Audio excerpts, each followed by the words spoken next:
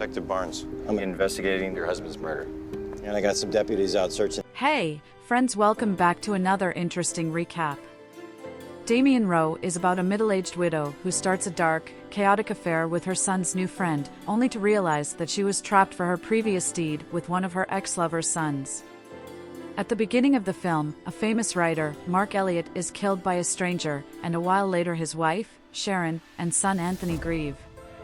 For him, it was time for them to move on with their normal life. Sharon had to start working again, and Anthony had to start school again, so she went to his room to wake him up and get ready for school. She then bumped into her high school friend. And the detective working on her husband's case called Barnes, who by the way, had a thing for her from high school, so he gave her updates on the case despite what Anthony had just gone through. The other problem he had at school was that he was always bullied by a guy called Brent Kilby until when a guy called Dylan came to his rescue out of nowhere. He hooked him up with his crush, Megan, and he did not only stop there but also helped him. School football team. Anthony was curious to know why he was doing all this for him, yet he barely knew him, and the reason Dylan gave him was that they were alike, because they had all just lost their fathers. The other thing about Dylan was that even though he was in high school, he was a bit too old for it, and the reason he gave to Anthony was that he took some years off. Dylan drove Anthony home in his posh convertible car, and Sharon was so surprised that he had at last made a friend. Anthony then asked his mother to invite his friends over for a small night party, and she could not say no to it because she thought this would help him move on from the trauma at the party. Dylan sneaked into Sharon's room, who caught him red-handed, and he came up with an excuse that he was looking for a wash. And to get her sympathy, he told her how he had also just lost his father years prior.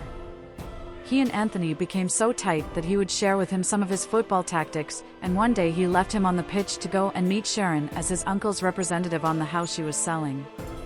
When he asked why a person would be selling a beautiful house like that, she opened up to him and told him the truth. That the house belonged to her, and Anthony bought for them by her late husband just after his company went public, but she hated it. One day, she surprisingly ran into Dylan in her kitchen, who was in there waiting for Anthony to go to school. She thanked him for whatever he was doing for Anthony. Anthony got recruited on the school football team, asked Megan out, and she accepted, and he could not wait to give this good news to his mother, who is, by the way, being blackmailed with emails from an unknown person. Anyway, she was happy for him, and when that moment came, Dylan came along with Megan to pick him up. He let Anthony and Megan use his car and stayed behind with Sharon alone in the big house, as Anthony was enjoying his date. Sharon too went along with Dylan, and they crossed their boundaries by starting a secret affair behind Anthony's back, which she thought would help her move on too.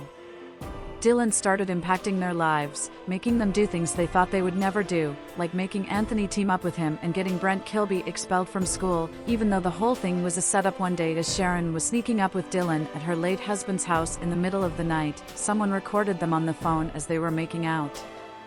And surprisingly, this happened to be Megan, who was called at the same location.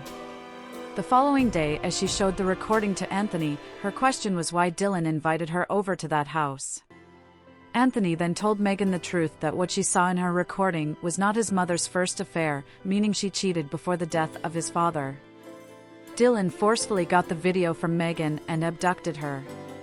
He uploaded it online to destroy Sharon's reputation as a real estate agent. Mall Town, which also broke the detective's heart because she left him for a young guy, despite his love for her from high school. On top of that, he used Megan's phone to get to Anthony and abducted him too, using Megan's phone again. He sent messages to Sharon, asking her to allow Anthony to spend the night at her place and saying that her parents were okay with it because they would use separate rooms.